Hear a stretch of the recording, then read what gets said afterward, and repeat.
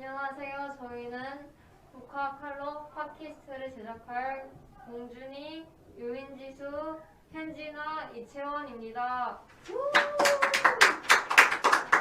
우선은 저희는 제일 짧은 챕터부터 소개하기로 했습니다. 제일 짧은 챕터는 저인데요. 제가 하고자 하는 챕터는 제3장 각자 알맞는 위치 갖기입니다. 이 챕터는 말 그대로 우리나라에서 평등을 주장하는 것과 달리 일본에서는 각자 알만한 자리가 있는 사회적 계층이 자리 잡고 있습니다. 이 관점은 국내뿐만 아니라 북에도 적용된다고 합니다. 일본이 이룬 신념은 사회적 체험을 통해 그들에게 깊게 뿌리내고 있는 생활 원리에 근거하여 일본의 계층 제도를 인정하는 행동은 그들에게 숨쉬는 것과 마찬가지로 자연스러운 일이라고 합니다. 일본인들은 아랫사람과 윗사람에 따라 각기 다른 말을 쓴다고 합니다. 이러한 계급 차이는 성별이나 연령, 서로의 가족관계, 과거의 친분관계 등 유고 모두 고려 사항이라고 합니다. 예를 들어 일본의 연령에 따라 관계없이 여자아이는 남자 형제에게 모두 허리를 숙인다고 합니다. 이에 머리를 숙이는 사람은 자기 뜻대로 하고 싶은 일이 있어도 상대방 뜻에 따르겠다는 의사를 표현한 것이며, 인사를 받는 사람은 자신의 지위에 합당한 책임을 승인한다는 것을 의미합니다. 이러한 성별과 세대의 구별과 장자 상속권에 입각한 계층 제도는 가정 생활의 근간이 된다고 합니다. 가정에서 장남으로서 특권이 있고 이에 맞는 중대한 책무를 위탁받는다고 합니다. 일본에서 부인은 살림을 책임지고 쇼핑을 하며 가족의 경제권을 쥐고 있으며 하인들을 지휘하며 자녀의 결혼 문제에 큰 발언권을 가진다고 합니다. 일본의 과거에서 계층 제도를 보자면 일본은 17세기 중국에서 들여온 카스트 제도를 이용하여 일본 고유의 계층 문화를 적용하였다고 합니다. 이뿐만 아니라 여러 시대를 거쳐 여러 영역에서 신중하게 알맞은 행동이 정해진다고 합니다. 이제 책 드립을 시작하겠습니다. 제가 꼽은 책 고문은 80페이지 8번째 줄입니다. 아랫사람인가 윗사람인가에 따라 각기 다른 말을 쓴다는 부분을 책 본문으로 선택하였습니다. 제가 이 부분을 책 본문으로 고른 이유는 이러한 형식은 사람과 사람 사이의 거리가 느껴지지만 사회에서 어느 정도 균형을 유지해 효과적인 방법이라고 생각했기 때문입니다. 부모님과 대화를 할 때 핀 표현을 쓸 때 말을 할 때 조금 더 조심스럽게 말하게 됩니다. 부모님과 친근한 사이일 경우 반말을 쓰기도 하는데 이때 종종 말실수를 하게 됩니다. 이러한 통습은 조금은 비슷하다고 생각했습니다. 우리가 사장님께 존댓말을 하는 것처럼 말입니다. 이처럼 윗사람과 아랫사람의 대화를 할 때 각기 다른 말을 쓴다는 것은 말실수를 줄일 수 있으며 특히 계층 제도가 남아있는 일본으로서는 사회 정속과 유지를 위해 필수적인 문화 통습이라고 생각합니다. 다음 81페이지 15번째 줄을 또 책 본문에 골랐습니다. 여자아이는 연령에 관계없이 남자 형제 모두에게 머리를 숙인다. 그것은 결코 내용 없는 문집이 아니다. 그것은 머리를 숙이는 사람이 자기 뜻대로 하고 싶은 일에도 상대방의 뜻에 따르겠다는 의미를 표현한다. 또한 인사를 받는 사람은 자신의 지위에 합당한 책임을 승인한다는 것을 의미한다. 이 부분을 책봉으로 뽑았습니다. 제가 이 부분을 책봉으로 뽑은 이유는 남성이 여성에게 가하는 권한이 매우 크게 느껴졌기 때문입니다. 여성 또한 주체적인 인간으로서 원하지 않는 바에 거절을 표현할 수 있습니다. 다만 일본에 아직 계층 제도가 남아있어서 그렇다고 하지만 지금 대한민국이라는 평등을 추구하는 국가에 살아가는 저로서 놀랍습니다.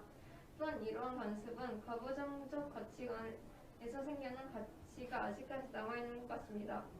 또한 계층을 나누는 기준은 나이가 아니라 성격이라는 것에서 저에게는 새롭고 독특하게 느껴졌습니다. 저 이에 대해 피드백이나 의견 있으면 말씀해 주시기 바랍니다. 저도 국화와 칼을 전부 다 읽었는데 그 부분에서 준이가 지금 소개한 제3장 부분에서 느꼈던 거랑 비슷하게 가부장적인 모습이 아직도 많이 남아있다는 그 저의 이해한 내용이랑 준이가 설명한 내용이 비슷해서 몰랐어요. 그렇다면 다음으로 넘어가겠습니다. 진아 학생 얘기해 주시기 바랍니다. 일본에 대해 이해하고 탐구하는 부분에서 도움을 주기 위해 만들어진 책 국화와 칼에서 제가 소개하고 싶고 중요하다고 생각하는 부분은 제6장 만분의 1의 은혜 갚음입니다. 이 부분은 일본의 은혜와 있는 것에 대한 내용인데요. 여러분 혹시 은혜에 대해 생각해 보신 적 있으신가요? 네, 꼭 갚아야 하고 약간 조금 그런 거죠. 그쵸. 저도 그렇게 생각합니다. 이 은혜에 대한 일본 문화인 온에 대해 다루어져 있는데요. 온은 아랫사람이 윗사람에게 은혜를 입었을 때라는 의미가 있는 일본의 사상입니다. 그리고 이 문화는 남에게 은혜를 입으면 반드시 갚아야 한다는 느낌으로 일본인들의 머릿속에 남아있는데요. 이 의미를 우리가 쉽고 그리고 일본인들이 얼마나 중요하게 여기는지 이해하려면 부채, 우리가 쉽게 말하는 빚이라는 것을 생각하면 된다는데요. 추가로 일본인들은 민폐를 끼치거나 신세를 지는 것을 어느 나라보다 민감하고 신경 쓰며 답례를 하지 않으면 안 된다는 인식 때문에 남에게 온을 지는 상황이 오면 철저하게 사양하거나 어쩔 수 없이 온, 은혜를 져야 한다면 감사합니다가 아닌 나빠요, 죄송합니다라는 표현을 사용하곤 합니다. 제가 이 온에 대해 설명해드리고 싶었던 이유는 살아가면서 우리도 남에게 온을 지는 날이 오겠죠? 그럼 이때 우리가 남에게 온을 받을 때 일본만큼은 아니더라도 당연하다는 것이 아니라 나를 위해 남이 베푼 이 마음을 감사해야 한다는 것을 여러분께 알려드리고 싶었어요. 그리고 이 일본 문화인 온을 책임감과 의무감이 다른 민족보다 투철하다고 생각을 하셨으면 좋겠습니다. 생각이 바뀌셨나요? 저의 내용이 좀 의미가 있었다는 것 같네요. 그 다음에 제가 꼽은 문장, 책공문에 대해서 설명해 드릴 텐데요. 171페이지 5번째 줄.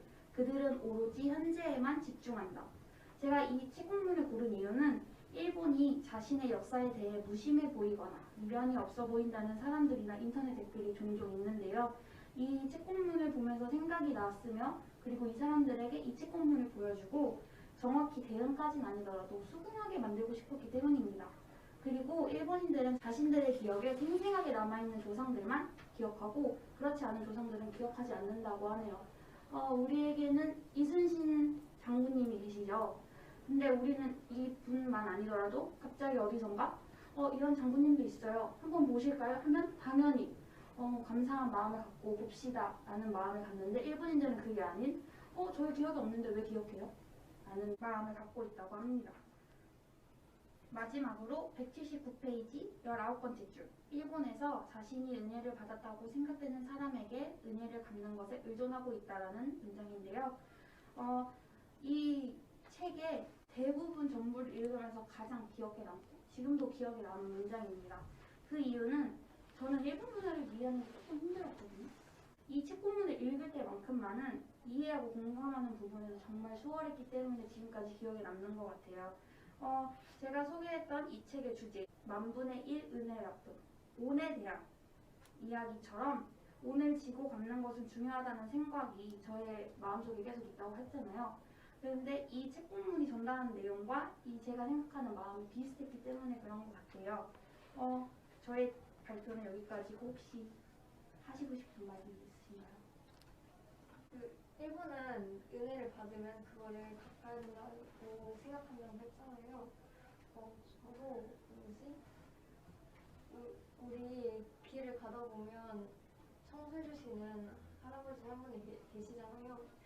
그분께 감사하다는 마음이 생겼고 그분에게 따뜻한 차를 한번 대접해보고 싶다는 생각이 들었습니다. 저도 그 진아가 말한 것처럼 그 빚을 있으면 은혜를 갚는다잖아요. 저도 좀 도움이 필요했던 적이 있어서 좀 빚을 갚고 은혜를 베푸는 모습이 있었는데 진아가 얘기한 것처럼 다시 되돌아보는 시간을 가질 수 있어서 좋았던 것 같아요. 그러면 다음으로 넘어가겠습니다.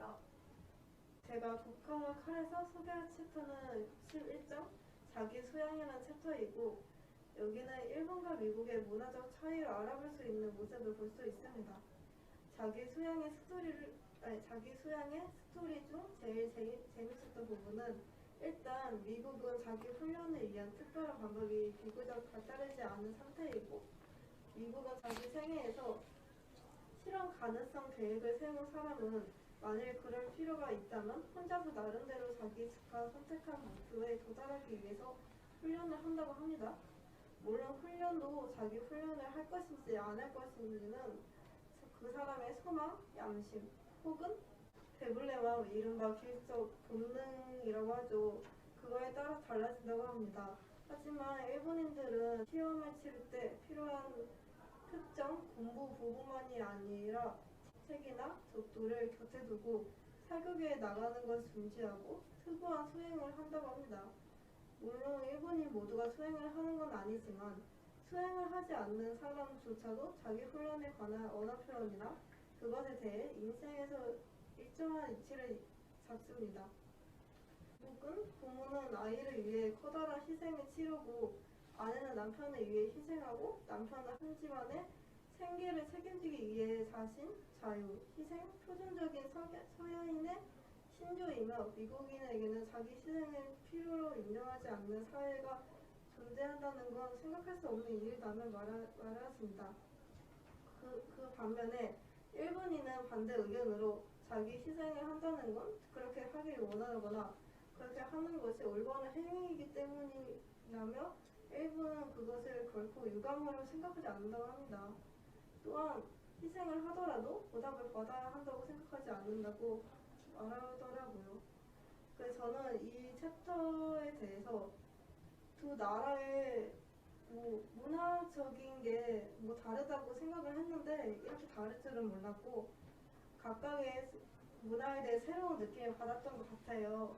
이제 책본문에 대해 소개를 하자면 책본문 305페이지 두 번째 줄에 보면은 잠이나 음식에 대한 관념은 서양인의 자기 희생 체념 전체에 비하면 그런 할 만한 것이 못 된다. 부모는 아이를 위해 커다란 희생을 치르고 아내는 남편을 위해 그 생애를 희생하고 계속 이어져 가면서 자신의 자유를 희생하는 것이 표준적인 서양의 신조, 미국인은 자기 희생 필요를 인정하지 않는 사회가 존재하는 생각할 수 없다. 이렇게 해가지고 미국인은 그 희생이 필요로 중요시한다고 생각하는 것 같고 새로운 경험을 얻었던 것 같습니다. 306페이지 여섯 번째 줄을 보면은 항상 자기 희생은 도덕적 지위는 미국의 경우와 매우 다르다. 일본에는 이제까지 항상 기독교 선교사의 자기 희생의 가르침에 대해서 반대 입장을 보여왔습니다. 우리가 단신들이 말하는 이른바 자기 희생을 하는 것은 우리가 그렇게 하기 원하기 때문이거나 그렇게 하는 것이 올바른 행위이기 때문이라고 전해졌습니다. 그래서 일본인들은 남을 위해 희생하더라도 보답을 받아야 한다고 생각하지 않습니다라고 말을 하더라고요. 그래서 저는 일본인에 대해 일본은 미국과 달리 보답을 받아야 한다고 생각하지 않는다는 것이 마음이 여유롭다 해야 되나? 넓다고 해야 되나? 하여튼 그렇게 상대방을 더 중요시하는 그런 모습을 볼 수 있었던 것 같습니다. 제가 말씀드렸던 오는 일본이 되게 갚아야 한다는 생각이 많았다 했잖아요. 근데 지수가 근데 보답을 받는 거에 대해 되게 별로 미국인만큼 되게 이렇게 중요하게 생각을 안 한다고 한 것 같아서 좀 놀라웠고, 그리고 제가 책을 읽으면서 일본인 잠이랑 음식에 대해 별로 중요하게 안 여긴다고 했던 부분이 기억나면서 지수의 의견이랑 되게 잘 맞는 것 같았어요. 그리고 일본이 보답을 받기를 원하지 않는다는 부분에서 약간 어머니의 그 한심이 생각나게 하는 부분이었던 것 같아요. 부모님들은 자식들을 위해 희생하는데 그다 보답을 받지 원하지 않는 것 같다는 생각이 들어서 이 부분에 좀 인상 깊었다고 생각합니다. 다음으로 넘어가겠습니다. 일단 제가 고른 챕터는 제12장 어린아이는 배운다는 챕터거든요. 사실 이 책에서 정말 많은 것을 또 보고 배울 수 있었지만 그 중에서도 제가 12장을 고르게 된 것도 제가 또 유아 교육과 관련된 관심도 있어가지고 이 챕터에 좀 관심이 가서 선택을 하게 되었어요. 일단 본론으로 넘어가서 이 챕터에 대해서 여러분들께 좀 소개를 해드리자면 우리나라 혹은 또 미국 같은 데에서는 아이가 태어나면 보통 좀 밥 먹을 시간을 정하고 어머님이 생각하기에 뭐 걸음마를 떼는 시기, 공부를 시작하는 시기 등 여러 가지를 정하고 또 그거에 맞춰서 저희가 행동을 해야 하잖아요. 그런 것들을 이제 이 책에서는 약간 속박이라고 말을 하더라고요. 근데 이런 속박이 오히려 일본에게 강할 거라는 인식이 있는데 이 책에서는 오히려 일본은 그와 완전히 반대되는 유자 형식의 어릴 때는 오히려 더 자유롭고 자라면서 장년기에 오히려 더 그런 속박이 가해지는 우리나라와는 조금 다른 그런 경향을 보인다고 하더라고요. 그래서 이런 것들이 이제 우리나라에서는 중장년층의 자유를 약간 뺏는 게 아닌가 하는 그런 우려가 될 수도 있는데 이 책에서 나타난 그에 대한 이유는 일단 이런 속박을 오히려 최대화할 필요가 있다고 일본인들은 생각한다고 합니다. 이런 속박이 자신들이 자유를 가졌을 때 행하지 못하는 결과를 오히려 이 속박을 통해서 달성할 수 있다고 생각을 해서 이런 속박을 자신의 인생에 있어서 최대화할 필요가 있다고 생각을 하는 것 같아요. 그렇게 많은 것을 알 수 있었습니다. 제가 고른 책본문은 이제 332페이지에 22번째 줄, 23번째 줄인데 22번째 줄, 23번째 줄을 말씀을 드리자면 이 시기에 개인에게 가해진 속박을 최대화할 필요가 있다. 일본인은 이런 문장을 제가 고르게 됐는데 이 문장이 제가 앞서 책드립에서 말씀드렸듯 일본인들이 이 속박을 중요하게 여기고 또 긍정적으로 여긴다는 점을 잘 꼬집어낸 문장인 것 같아서 선택을 하게 되었고 이 어린아이가 속박을 통해서 무언가를 배우고 느낄 수 있는 그런 사례를 잘 나타낸 것 같아서 이 문장을 고르게 되었습니다. 아까 전에 U자 형태의 복선이 나타난다고 했잖아요. 저는 이 부분에서 좀 긍정적으로 봤던 것 같아요. 막 대학생이 되고 막 그렇게 되면 좀 더 사람들이 막 여유를 즐기고 하잖아요. 근데 그때 좀 속박이 가해지지 않다 보니 이런 좀 사고들이 많이 일어나는데 그 부분을 좀 억제할 수 있는 부분이었다고 생각하기 때문에 이 부분을 감명 깊게 봤던 것 같아요. 한국은 소위 어른이 어른 같아야 존댓말을 쓰지 라는 말을 하는 경우가 종종 있고, 그리고 그만큼 되게 예의에 대해 정말 중요하게 여기잖아요. 근데 만약에 이게 일본으로 간다면 속박을 되게 유자 형태로 뒤늦게 속박을 우리로 치면 뒤늦게 속박을 하는 거니까 이런 말이 안 쓰일 수 있는 사회가 되지 않았을까라는 생각도 한번 들었어요. 이로써 북학 가을 팟캐스트를 마무리 짓겠습니다.